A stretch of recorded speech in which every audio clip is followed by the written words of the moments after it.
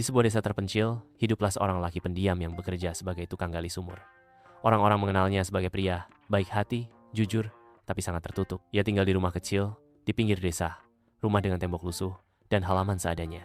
Bertahun-tahun lalu saat muda, lelaki ini pernah menyelamatkan nyawa seorang kakek kaya yang terperosok ke jurang di hutan. Ia menolong tanpa pamrih, bahkan tak bertanya siapa orang itu. Beberapa bulan kemudian, ia menerima kiriman peti kayu dari alamat tak dikenal. Di dalamnya, emas batangan yang dibungkus kain tua, dan sepucuk surat bertuliskan, tak banyak orang yang menolong tanpa mengharap balasan. Kau layak mendapatkannya. Gunakan ini dengan hati-hati. Namun lelaki itu tak pernah menjual emas itu. Ia khawatir uang itu akan membawa godaan, masalah, atau membuat orang curiga. Maka, ia memutuskan sesuatu yang gila, tapi sederhana. Ia membangun rumah kecil dari emas-emas itu, menutupi emasnya dengan campuran semen dan lumpur, menjadikannya dinding rumah. Beberapa tahun kemudian, ia menikah dengan seorang perempuan baik hati, dan mereka hidup sangat sederhana. Mereka memiliki seorang anak laki-laki.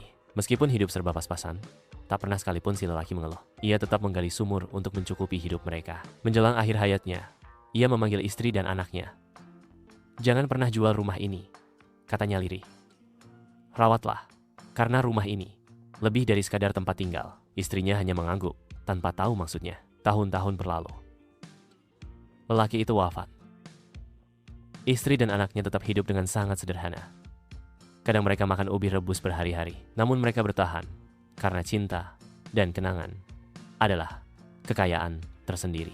Hingga suatu hari, gempa kecil mengguncang desa. Salah satu dinding rumah retak. Saat sang anak memperbaiki tembok yang pecah, ia melihat kilau emas di balik semen. Dengan jantung berdebar, ia bongkar pelan-pelan.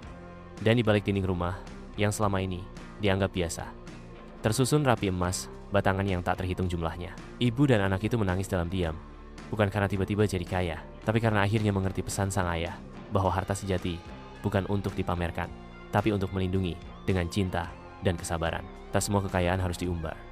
Kadang, emas yang paling berharga adalah rumah kecil yang dibangun dengan niat besar dan hati yang bersih.